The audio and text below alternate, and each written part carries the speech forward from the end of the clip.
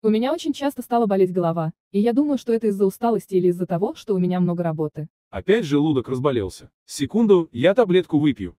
Знакомо? Знакомо. Мы привыкли лечить тело отдельно от себя. Чувства у нас живут отдельной жизнью, а тело отдельной. Но ваше тело не дурак. Оно копит напряжение и говорит с вами через спазмы, напряжение и боли в теле.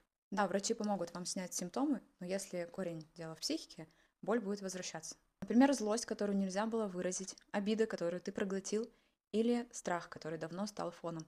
Психика все это не выдерживает и начинает отдавать это в тело.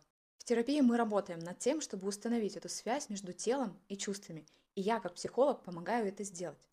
Это звучит как очередная лабуда от психолога, но, о чудо, это помогает, и симптомы уходят. Забота о себе– это не просто перетерпеть боль или выпить очередную таблетку. Это вовремя остановиться, услышать, что стоит на самом деле за симптомом.